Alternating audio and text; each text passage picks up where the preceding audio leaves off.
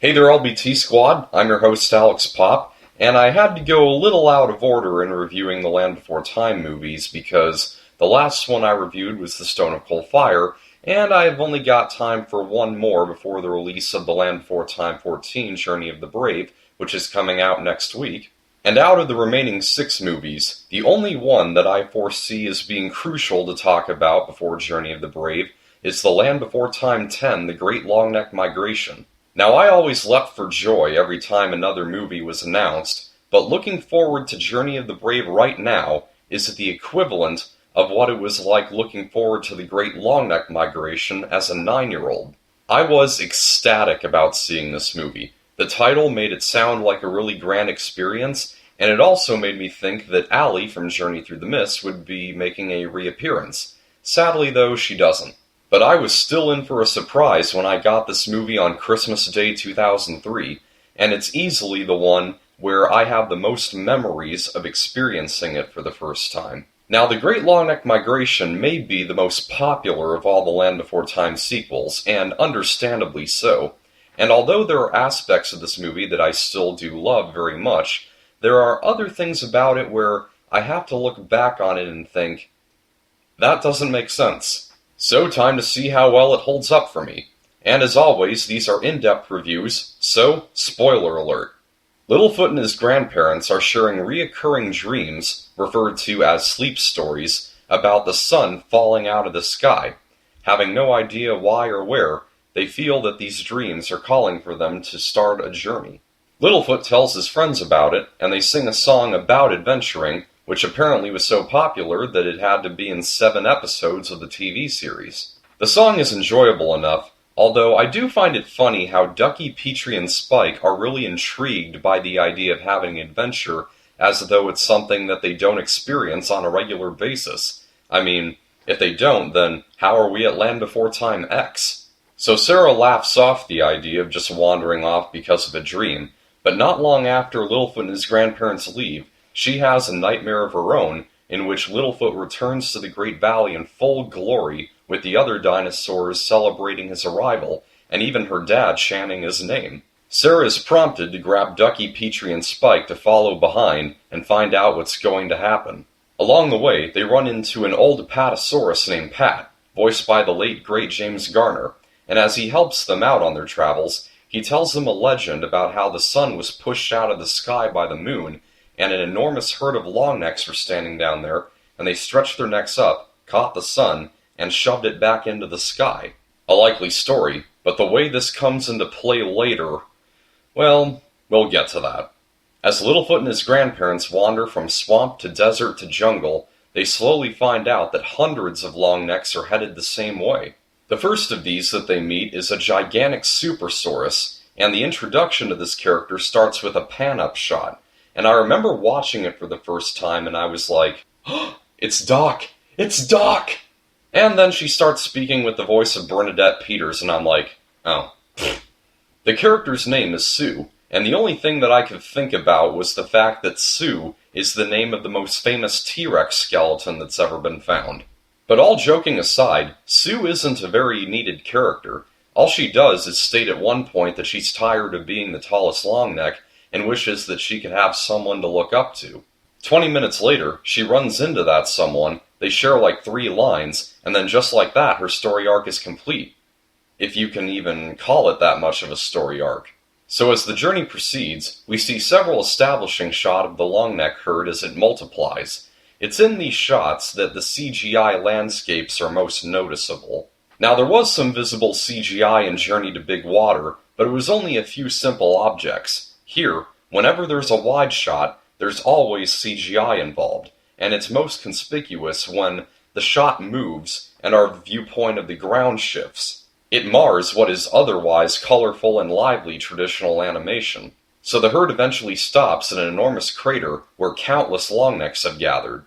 Being a 9-year-old dinosaur nut, I was pleased to see the animators think to use many various species of sauropods, from the medium-sized Saltosaurus to the sail-finned Amargasaurus.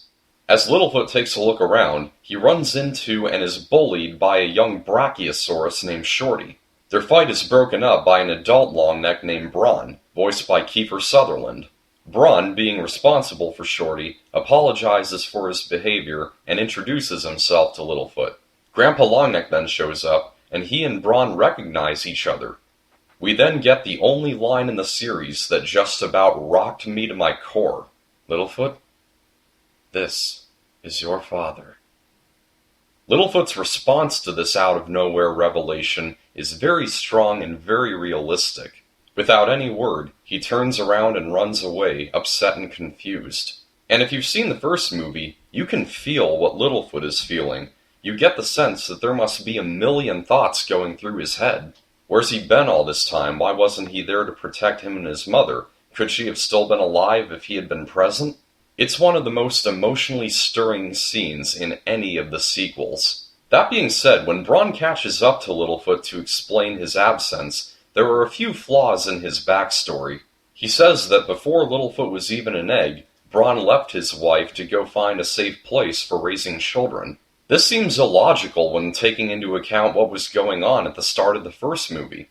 It's said by the narrator that the Great Valley was being talked about among the dinosaurs. Why didn't Braun ever hear about it? And why couldn't he and Littlefoot's mother have started the trip over there and then stop on the way to hatch Littlefoot as all the other dinosaurs were doing? These inconsistencies kind of take you out of the moment. Nevertheless, Braun came back only to find the aftermath of the Great Earthshake. As he tried to search for his family, he came across several young Longnecks, including Shorty, and he stayed with them until more Longnecks joined, and Braun became the leader of a herd. After the story's finished, Littlefoot and his dad exchanged the knowledge that his mother would have been proud of them both. Littlefoot and Braun spend the following days together, while Shorty grows jealous that Littlefoot is getting more attention from his foster dad. Early one morning, Littlefoot spots Shorty starting to run away. They both make up their quarrels when Littlefoot makes the proposition that they be brothers. Shorty welcomes the idea. Later, Sarah, Ducky, Petrie, and Spike reunite with Littlefoot in the middle of a battle with a trio of shark teeth, a reasonably exciting sequence taking place on the slanted edge of the crater. Up until then, the first 70 minutes of this movie are pretty solid. It's the climax where the whole thing derails. All the Longnecks stand on the ridge of the crater, seeing the sun going dark. They know that the sun is about to fall out of the sky as it did in their dreams, so they ready themselves to shove it back up. What's really occurring here is a solar eclipse, and through the duration of the event, they all just strain and stretch their necks up to try and reach the sun. Despite the fact that nothing happened, the Longnecks are all congratulating each other for saving the world when it's all over. What, did they think they were using the Force or something? On top of that, there's clearly a fateful connection with all these Longnecks having the same dreams that lead them to the same place. Why would it be written that all these dreams lead to no accomplishment beyond getting in some physical exercise? It makes not one lick of sense. I guess you could make a slim argument that the eclipse had nothing to do with it and all these dreams were given just so Littlefoot would find his father, but if that's the case, then what are all these other Longnecks doing here that aren't a part of Braun's herd? Well, I knew that God worked in mysterious ways, but the movie's third act is partially saved by a heartwarming conclusion, in which Littlefoot has to decide between going and living with his father and the life with his friends in the Great Valley that he's always known. Sarah, Ducky, Petrie, and Spike tell him that whatever he chooses, their friendship will never end. They then sing Olivia Newton-John's Best of Friends, a moving ballad that tells how true friendships last lifetimes, despite the distance. In the end, Littlefoot makes up his mind that he's not ready to leave his friends yet, and that his grandparents need him. Braun understands Littlefoot's decision, and promises that he and his herd will visit the Great Valley soon. They then part ways as Littlefoot, his friends, and his grandparents start the journey back home. Honestly, I want to like this movie more than I do. The storyline is one of the more mature of the series, and is more emotionally involving than usual. I still get choked up whenever I watch it. And it's evident that the writers really gave their effort to think of ways to broaden the characters. But man, that nonsensical resolution to the dream subplot is just unforgivable. There are no loopholes to be found. It really makes a good chunk of the movie fall apart when taken into account. But it seems that people were able to overlook the climax and the overabundance of CGI, because there are a number of people who didn't like any of the other sequels, but liked this one. I can agree that there are aspects of this movie that really do make me feel the love that I have for this franchise. And to those of you who are looking for a Land Before Time sequel on which the original seems to have more effect, this may be what you're looking for. I will give The Land Before Time 10, The Great Longneck Migration, a B. Really though, if it wasn't for that climax, I would have had no problem giving this movie probably an A-. But let's check out 3 more reviews from LBT Squad members. Anthony said, "The Great Longneck Migration was definitely a turning point for the franchise. It's, from what I can remember, the longest feature-length film in the series, and also introduces us to Bronn. I liked this film because there was a plethora of new characters in it. I liked the storyline, although it could have been better. The song at the end was super heartfelt, and I loved the fact that there were many sharp teeth in this installment, as well as the addition of another little male Longneck shorty, who was a good contrast to Littlefoot. This also would have been a great excuse to bring Allie back, although they didn't. Overall, this movie is a B+. Daniel Ritchie said, "Fantasy adventure journey films are really hard to get right, and I believe they not only did that, but made a satisfying kids film as well. The music strikes me right away. Everything ties together well, and everything is rendered in a grand style. Longneck Migration is an A+. And Ali Ball said, "The Land Before Time 10, The Great Longneck Migration, was my favorite of the sequels so far. Bronn and Shorty are interesting new characters. The story was interesting and the animation was pretty good, even if it is CGI. I think the best thing about this movie is the conflict Littlefoot goes through. In fact, he's now the most relatable character to me. It's portrayed perfectly in the final song, which does get me teary-eyed every now and then. I think I'll give the movie an A+. With only one of the 12 reviews being negative, your grades average out to an A-. You thought it was excellent. At the end of the movie, the narrator concludes that there would be more adventures to come for Littlefoot and his dad.